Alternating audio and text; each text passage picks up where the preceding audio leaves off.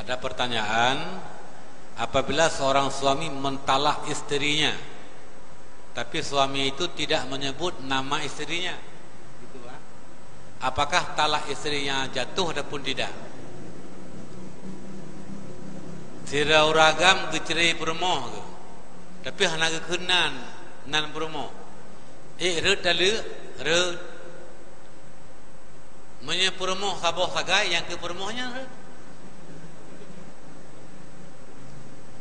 Ya, tabah hana ihtimal. Tapi menyegakeun lila kau kalau cerai permoh lu. Permoh 62. Le bahkan kadang-kadang pun.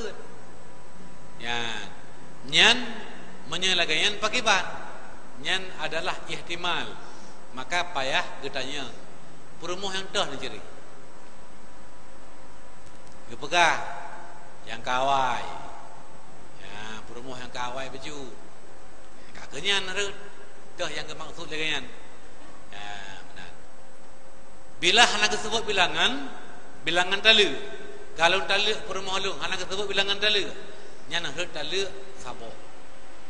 saboh rut, menyang tersebut bilangan talu, rut talu duk tersebut, kensa sarut, tersebut dua rut. Disebut leher la mazhab getanya mazhab Imam Syafi'i walaupun 3 ke leher je saboh mu leher boh me gekoh saboh tente saboh rut tinggal 2 me gepot 2 boh tente 2 boh rut tinggal saboh me mu gekoh ban leher boh 3 rut ya. Jadi akad nikah ada 3 akad. Ada 3 pukun ikatan. Leboh nuku. Menyegeploh saboh. Geploh 2. Geploh le.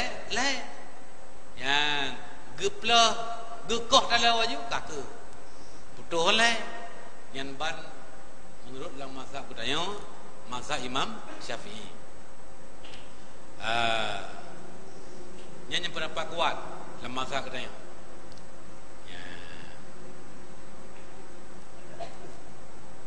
Sirau orang kecerai urina sah. Tinggal talu, tinggal nikah 2 boh tu. Reda kemua lah. Yang mau tekah kemua tinggal nikah 2 boh. Walau kedih gak ada berkahwin lagi. Lagi ciri lagi yang lewat indah yang kaya berkahwin lagi. Iciri lagi yang kalau lewat indah yang berkahwin lagi lain lah. Iciri lagi lain lewat indah yang lain lah. Gua lagi sat lah dengan.